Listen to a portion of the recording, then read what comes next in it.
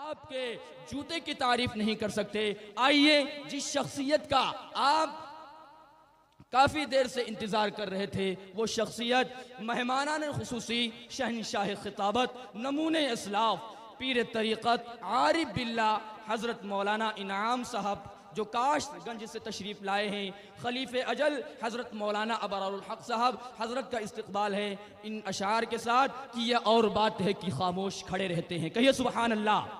ये और बात है कि खामोश खड़े रहते हैं। जो लोग बड़े होते हैं वो बड़े रहते हैं। अरे ऐसे बुजुर्गों से मिलता है हमारा रिश्ता, जिनके कदमों में कई ताज पड़े रहते हैं।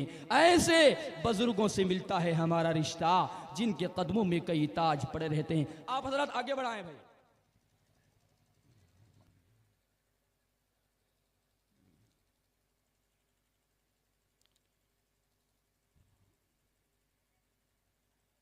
अल्हम्दुलिल्लाह अल्हम्दुलिल्लाहि वकफ़ा वसलामुन अला इबादिहिल्लज़ीना इस्तफ़ा अम्मा बअद फ़अऊज़ु बिल्लाहि मिनश्शैतानिर रजीम बिस्मिल्लाहिर रहमानिर रहीम वमिन आयातिहि अन खलक़ लकुम मिन अनफुसिकुम अज़वाजा लितस्कुनू इलैहा वजअल बैनकुम मवद्दतन व रहमा इन्न फ़ी ज़ालिका लआयातिन लिक़ौमिन यतफ़क्करून। मोहतरम हज़रात, मुअज़्ज़ज़ सामिईन किराम, हाज़रीन जलसा, और जहाँ तक मेरी आवाज़ पहुँच रही हो, घरों में पर्दों में बैठी हुई उम्मत की बाइज़्ज़त माएँ बहन,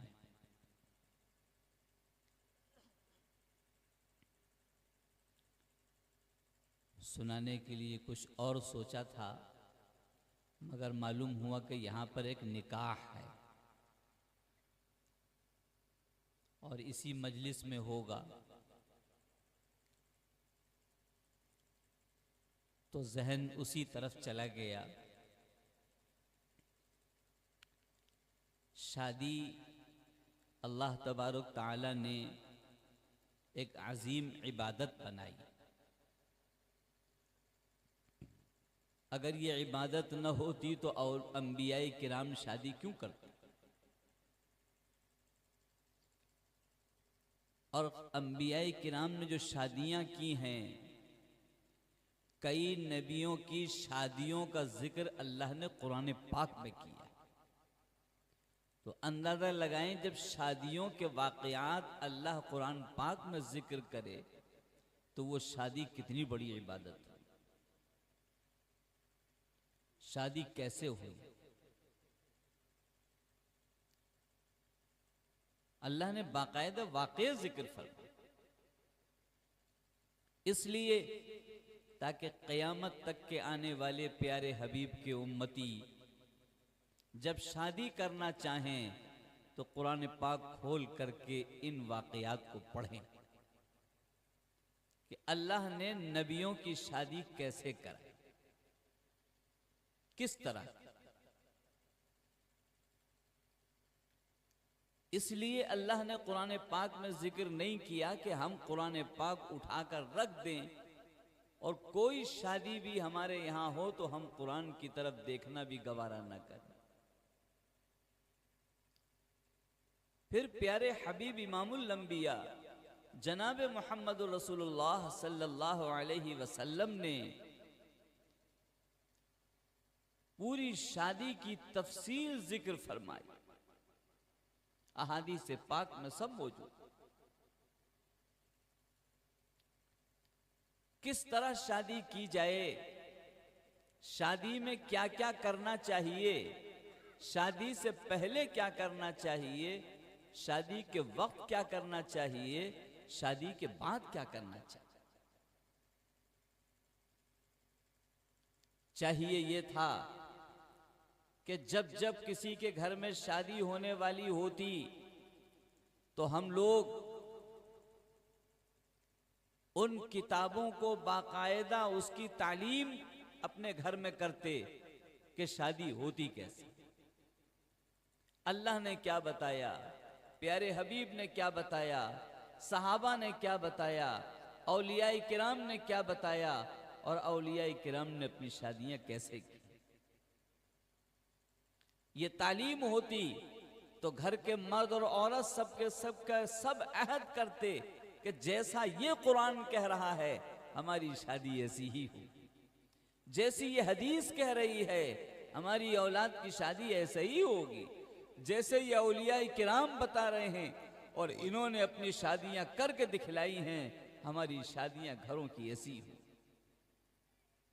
क्या शानदार वो माहौल होता जो कुरान का निफाज हो रहा होता, हदीस पाक पर लोग अमल कर रहे होते, सहाबा के तरीके पर निकाह हमारी गलियों में कराए जा रहे हो। लेकिन अफसोस ये रहा कि ये सारी शादियां हमने कुरान की, हदीस की, सहाबा की, अंबियाए किराम की, औलियाए किराम की, सब उठाकर हमने ताक पर रख दी और शादियां जब हो रही हैं तो आज गैर मुस्लिमीन के तरीके पर हो रही। आप पूरी शादी उठा करके देखें जो हमारे घरों में हो रही हैं, एक भी चीज कुरान और हदीस की मौजूद नहीं है। सब की सब वतनी लोगों की, अहले वतन की, गैर मुस्लिमीन की सारी चीजें हमारे घरों में आ चुकी। एक एक चीज उठा करके देख लें, यहां तक कि निकाह भी होने का नंबर आता है जो ऐन इबादत का वक्त था, वो भी गैर मुस्लिमीन के तरीके पर सारे इजाब व कबूल होने लगे। कोई चीज अपनी बाकी नहीं रही, न कुरान की न हदीस की, कुछ भी मौजूद नहीं। मिसाल के तौर पर मंगनी का नंबर आता है शादी से पहले। बताओ गाफ कहीं अरबी में है? ये लफ्ज अरबी में मिलेगा, कुरान में मिलेगा, हदीस में मिलेगा, कहीं औलियाए किराम की किताबों में मिलेगा, औलियाए किराम के वाकयात में मिलेगा? मंगनी लफ्ज ये मैंगनी से बना है। जैसे बदबूदार मैंगनी वैसे बदबूदार मंगनी। कोई तसव्वुर इस्लाम में इसका नहीं। ये मांगने से बना है, मांगने से। मंगनी मांगने से बना है, भीख मांगने से बना है कि पहले इसको भिखारी बनाओ उसके बाद शादी हो, और बाकायदा उसका निजाम बनाया जाता है। कहीं तसव्वुर नहीं मंगनी। हां, वतनी लोग जो शादियां करते हैं उनके अंदर मंगनी का तसव्वुर मौजूद। मंगनी हो गई, अब गांठें जाएंगी। ये गांठें लफ्ज कहां से आया है? ये किसने बनाया है? कुरान में है, हदीस में है, सहाबा में। प्यारे हबीब इमामुल अंबिया जनाब मुहम्मद रसूलुल्लाह सल्लल्लाहु अलैहि वसल्लम ने अपनी 4 बेटियों की शादी फरमाई। 4, 1 2 नहीं, 4 बेटियां। दिखाओ गांठें किसमें गई? कहां से आई ये गांठ? दिखाई चल रही है, देखने वाले आ रहे हैं। ये देखने वालों का तसव्वुर कहां से है भाई? हदीस पाक में इतना मिलता है कि अगर किसी को शादी किसी लड़की से करनी है तो उससे पहले एक नजर, वो भी प्लान के तहत नहीं, अचानक की एक नजर, वो अपनी उस औरत को देख सकता है जिससे वो शादी करना चाहता है। एक नजर। दिखाना नहीं है कि उसको कमरे में बिठाया जाए, दिखाया जाए, ये तो बेशर्मी ही बेहया है। एक नजर वो लड़का देख सकता है बस। हमारे यहां क्या हो रहा है? हमारे यहां देखने मर्द लोग आ रहे हैं। किसको? लड़की को देखने के साथ देखने वाले आ रहे हैं। कौन आ रहा है? 4 मर्द आ रहे हैं, 2 औरतें आ रही। ये मर्द क्या करने आ रहे हैं? ये लड़की को देखेंगे? इजाजत है इन्हें देखने की?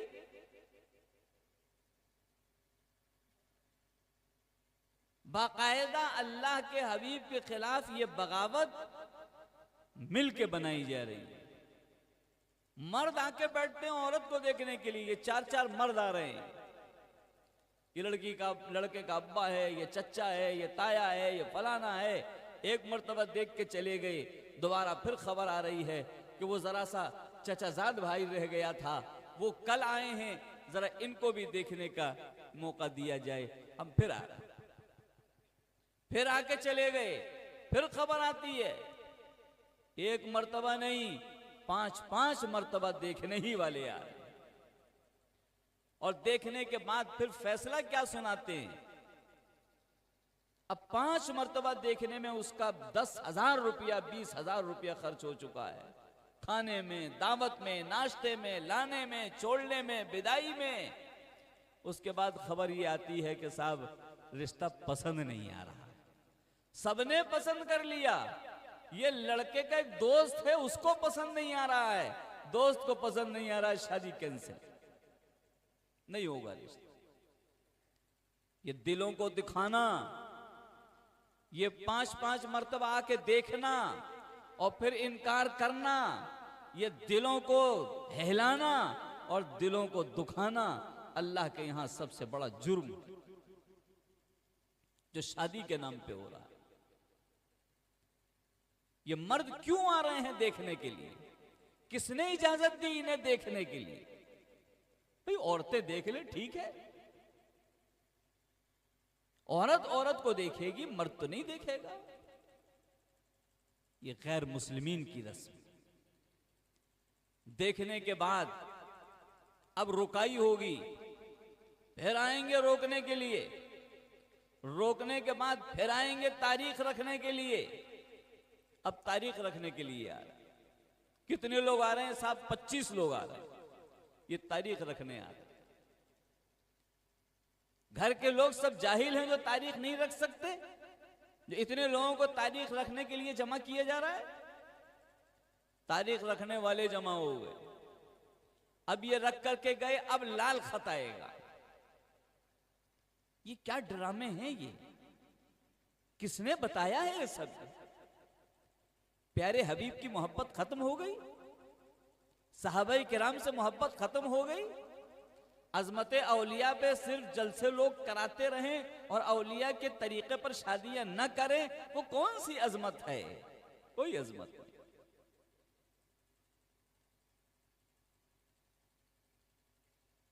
लाल खत, ये लाल क्या है? ये लाल झंडी दिखाने से तो गाड़ी रुक जाती है।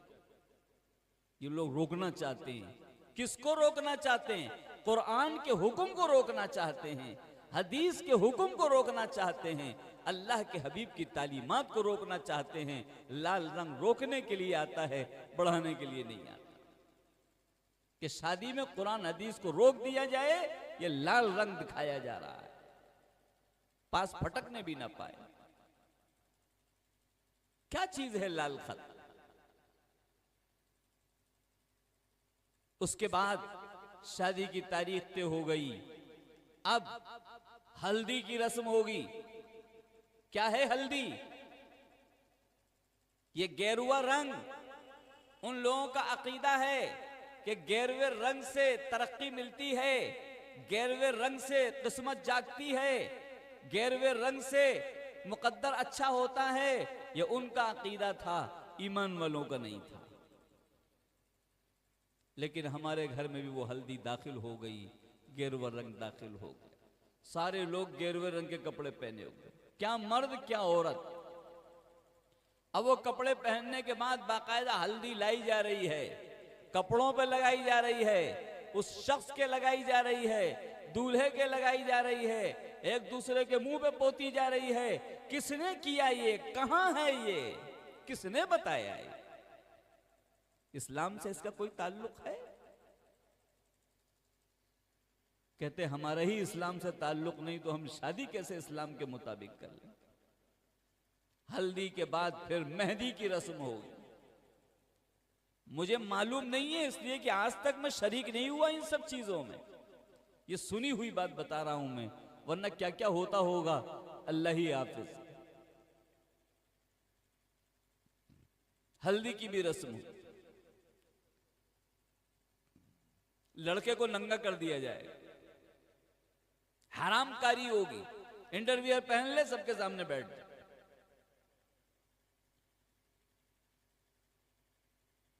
कितना बड़ा बड़े जुर्म हो रहे हैं। मुझे ऐसे पता चला कि एक लड़का रात को भागता हुआ आया कि मौलवी साहब आज हमें मस्जिद में सोने दो। मैंने कहा क्यों? कि आपने तकरीर जो की थी शादी के बारे में, हमारे यहाँ तो सब का सब गैर मुस्लिमीन की रस्में होती हैं, आज लोग पकड़कर हल्दी की रस्म करना चाहते हैं। हमारा अकीदा नहीं है कि गैर रंग में कोई चीज है सिवाय अल्लाह के, न कोई बनाने वाला न बिगाड़ने वाला। ये हल्दी हमारा क्या करेगी? घर वाले मानने को तैयार नहीं, माँ मानने को तैयार नहीं, बाप मानने को तैयार नहीं, भाई मानने को तैयार नहीं, सबने अल्लाह के हबीब के खिलाफ बगावत की कसम खा ली। मुझे बचा लीजिए। मैं कहा सो जाओ, मस्जिद के अंदर कोई यहां नहीं आ पाएगा। रात उसने यहां छुप करके मस्जिद में गुजारी। जब सारे लोग चले गए तब सुबह वो घर पहुंचा। क्या हो रहा है? ये घुटने खोलने किसी के सामने हराम है। टुंडी से लेकर के घुटने तक छुपाना मर्दों के लिए फर्ज है। जो खोलेगा वो मुजरिम होगा। औरतें गट्टे तक हाथ, टखने, अपने सर के बाल छुपाना सतर है, ये फर्ज है। औरतों को इख्तियार नहीं है कि अपनी आस्तीन छोटी कर लें या बड़ी कर लें। ये कुरान और हदीस बता रहा है कि गट्टे तक उनको आस्तीन पहननी है, पैरों के टखनों को ढांकना है। मेहंदी हल्दी के नाम पर सब खोल दिया जाता। मर्द भी आ रहे हैं, सब आ रहे हैं, वो खोले बैठी है टांगे, खोले बैठी है हाथ। सारे मर्द भी आकर के हाथ से हल्दी लगा रहे, मेहंदी लगा रहे, बहनों ही आके लगा रहा है। ड्रामे हो रहे हैं। अल्लाह के हबीब के खिलाफ बगावत हो। ये शादी है? इन सब के बाद फिर नंबर आता है कि बारात के लिए नाम लिखे जाएं। कितने लोग बारात में जाएंगे? ये बारात का लफ्ज क्या है? न कुरान में है, न हदीस में है, न अरबी में है, न उर्दू में है, न फारसी में है। ये लफ्ज ही नहीं है। बारात का लफ्ज हिंदी का है, जिसके माने हैं लड़के की फौज। ये शादी करने जा रहा है, इबादत करने जा रहा है, या फौज लेके जा रहा है? किसने कहा इससे फौज लेके जाने के लिए? कहां सीखा है इसने? हजरत अली लेके गए थे, हजरत अबू बकर फौज लेके गए थे, अपनी भी शादियां इन्होंने करी। इन तमाम औलियाए किराम ने, सहाबाए किराम ने अपनी औलादों की भी शादी की, लड़कों की भी की, लड़की की भी की। जरा कहीं दिखाओ कोई फौज लेके गया हो। ये भी उनके यहां है, हमारे यहां नहीं। कोई फौज का तस्वुर नहीं है। अल्लाह के हबीब ने बिला वजह किसी के यहां फौज मुल्क लेके चढ़ाई नहीं करी बिला वजह, जब तक कि किसी दूसरे ने आकर हमला नहीं किया। यहां प्यार के माहौल में फौज लेके जा रहा। फौज का काम क्या होता है? फौज का काम होता है सामने वाले को जलील करना। जिस मुल्क पे चढ़ाई करेगी, सामने वाले मुल्क को जलील करना, ये फौज का काम होता है। काट दो, मार दो, तोड़ दो, गालियां दो, सब कुछ काम करो, सामने वालों को मिटा दो।